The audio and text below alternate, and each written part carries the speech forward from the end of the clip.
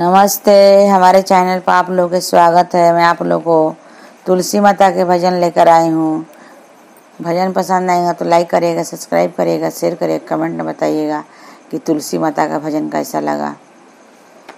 नारायण पूछे तुलसी से दिलवा के बात हो। नारायण पूछे तुलसी से दिलवा के बात हो। नारायण पूछे तुलसी से के तोहरे माता तुलसी के तोहरे पिता, के तोहरे माता तुलसी के तोहरे पिता।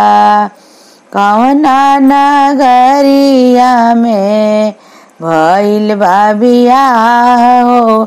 नारायण पूछे तुलसी से दिलवा के बात हो। नारायण पूछे तुलसी से दिलवा के बात हो। नारायण पूछे तुलसी से धरती हमरे माता हावी, मेघा हमरे पिता।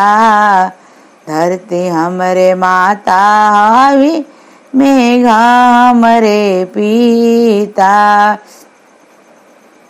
मथुरा नगरिया में, मथुरा नगरिया में भइल बा बियाह हो। नारायण पूछे तुलसी से दिलवा के बात हो। नारायण पूछे तुलसी से दिलवा के बात हो। नारायण पूछे तुलसी से कहवा तोहरे नैहर तुलसी, कहवा तोहरे सासुर। कहाँ तोहरे नैहर तुलसी, कहाँ तोहरे सासुर। के करा से भइल बाटे, के करा से भइल बाटे तोहरो विवाह हो। नारायण पूछे तुलसी से दिलवा के बात हो। नारायण पूछे तुलसी से दिलवा के बात हो। नारायण पूछे तुलसी से गंगा तीरे नैहर हमरा, जमुना तीरे सासुर।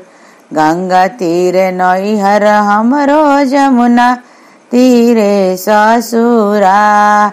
कुंवरा कन्हैया से, कुंवरा कन्हैया से भइल बा बियाह हो।